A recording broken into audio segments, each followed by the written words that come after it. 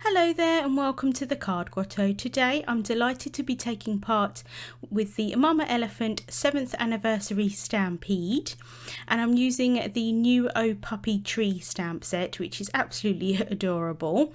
So I'm going to start off by creating my background because I want that to dry while I'm doing the rest of my card. So I want to do some ink blending in the background, and I want it to be quite a sparkly, Christmassy kind of card. So I'm starting off with my lightest shade of distress inks that I want in the background, and this is the Mermaid Lagoon colour, and I'm using some blending brushes here because I want to get quite a nice smooth blend.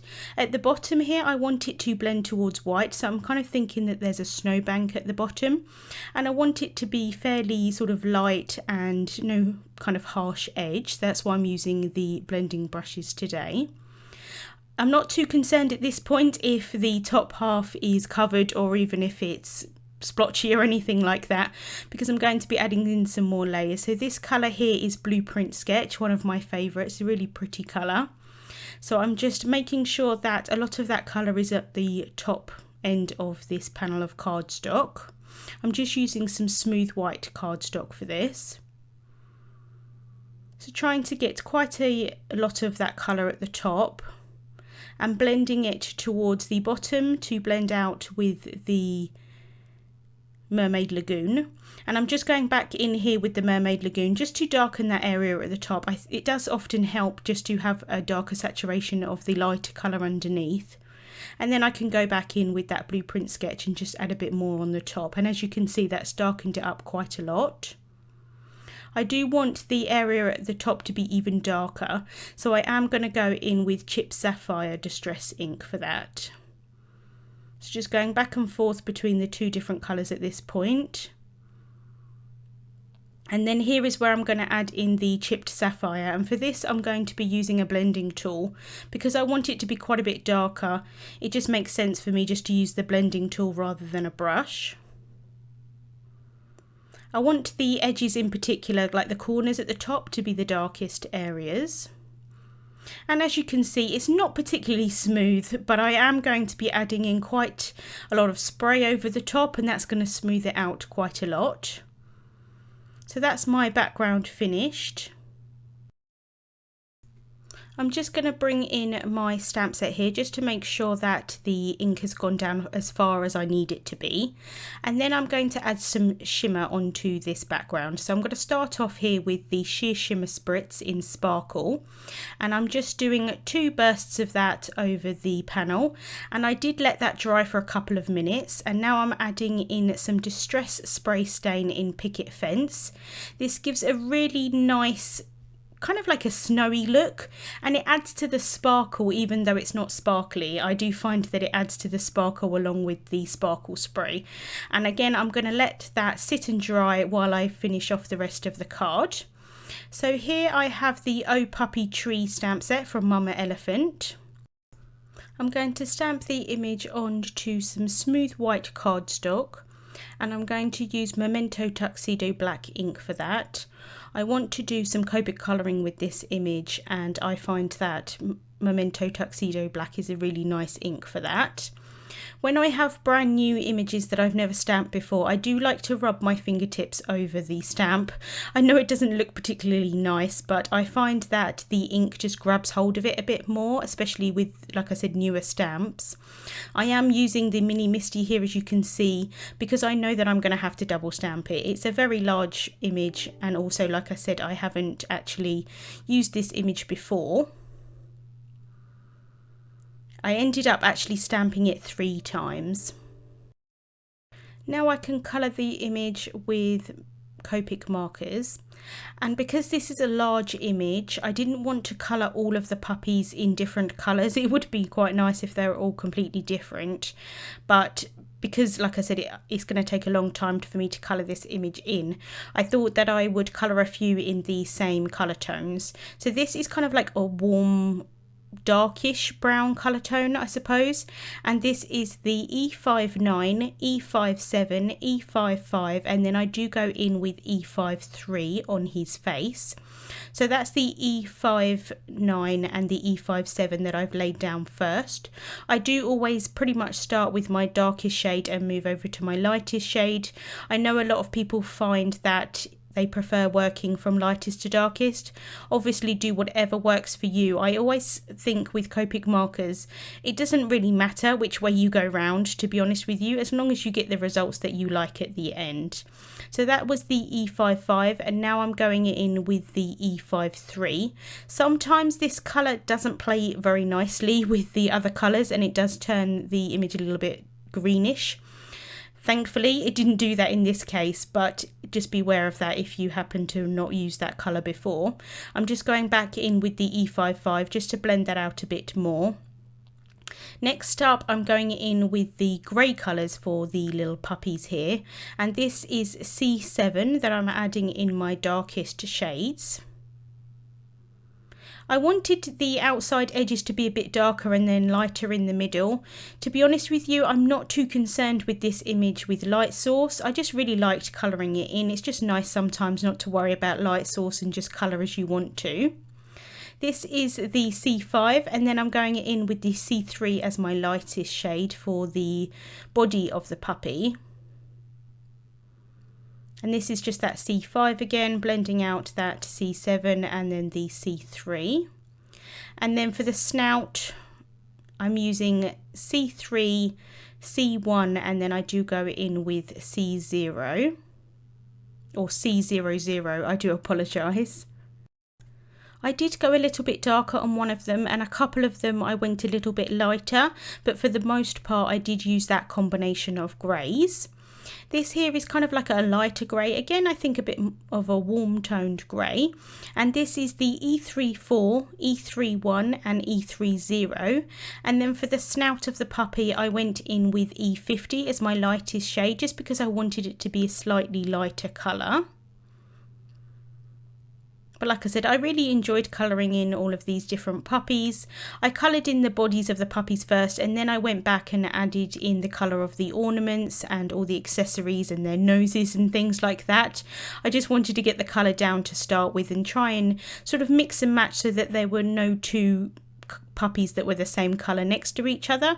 I think that just looks a bit better for the overall image. But you could definitely colour these all in one colour and that wouldn't be a problem at all. So next up, my last of my kind of brown shades here. This is the E27, E25 and E23. I really love this colour combination. I use it a lot for like female hair. I just find it's a really nice combination. And I thought it would work quite nicely for these puppies as well. I have no idea what most of these puppies are, and so I didn't kind of stick to the colours that they probably are supposed to be. But like I said, I just had fun with it and just enjoyed colouring it in. And then for the ears of most of the puppies, I used R00 and R000. And then for the tongue of this puppy, I used R21 and R30.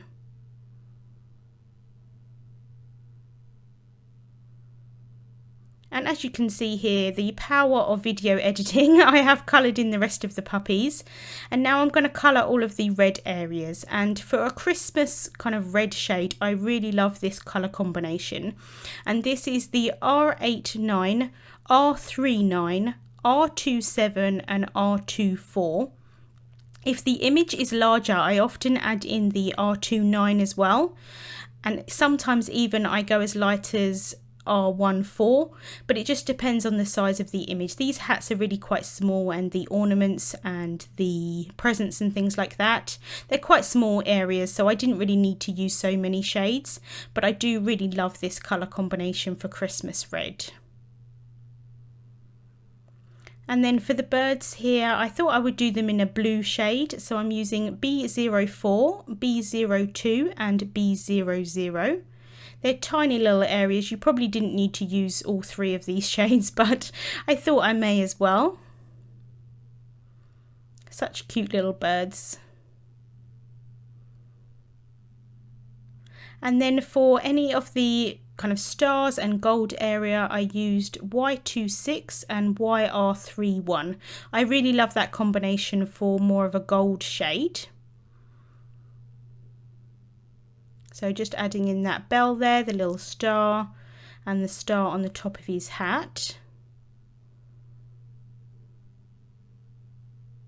And all of the colours that I used will be listed over on my blog if you're interested. So next I cut the image out with the coordinating die set, just using some low tack tape there to hold the die in place, and run that through my die cutting machine. So next I'm going to work on the sentiment. So the sentiment is from the Oh Puppy Tree stamp set. I'm going to stamp it down onto some black cardstock, and I used an anti-static powder tool there, and I'm just wiping away the excess powder with a brush. And then I can ink up the stamp with Versamark ink, just making sure to really ink that up nice and well. And then I'm going to bring down the lid of the Misty here and just stamp that down onto the black cardstock. And then I can apply some detail white embossing powder from Hero Arts. I like to add in, do this kind of 3 times, and I find that it looks odd, but I find that the first time I don't get enough powder on the image, and I do tap off lightly, but then I do it again and that helps, and I just tend to do it for a 3rd time to be lucky, and I find that it works out quite nicely. I do tend to get a really nice impression with embossing on black cardstock. So just using my heat gun here just to melt that until it's completely melted. And then I'm going to use a Swiffer cloth just to get rid of any of the excess powder there. And then I can cut that down with the Mama Elephant sentiment strip dies. So just using that Swiffer cloth there, I find that it works really nicely just to get rid of any of the excess powder. And then I can run that through my die cutting machine. So now I'm going to work on my card base here. I have a piece of white cardstock that is 4¼ inches by 11 inches, and I'm just going to score that at 5½, making sure to crease down that edge really nicely with a bone folder. And then I can add my panel on top. So obviously this is dried by now. I'm just using some tape runner adhesive just to add on to the back of that, and then stick that down onto the front of my card base.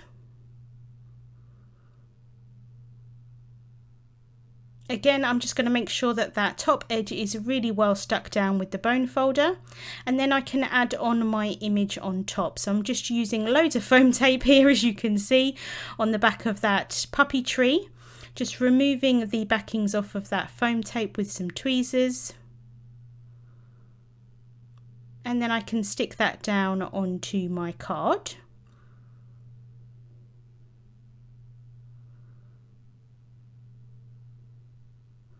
And then I've got my sentiment strip here. Again, I'm just going to add some foam tape onto the back of that. And then I can stick that down below the puppies. And then to finish off, I thought I would add even more sparkle and just use a sparkle pen here. This is the Nuvo Aqua Shimmer pen, and this is in the clear, and I'm just adding it over the ornaments, the white areas of the hats, the presents, anywhere else that I feel that needs a bit more sparkle. And then that's the card finished for today, and I also made some tags. I did actually make the tags first and based the design of the card around the tags. Often I do it the other way around, but for some reason this time I did it that way. So the 2 little puppies here are from the same Oh Puppy Tree stamp set, and the sentiments are from the new Mini Merry Messages set. Links to the products that I used will be in the description bar on YouTube and also over on my blog. Thank you so much for watching, and I'll see you soon.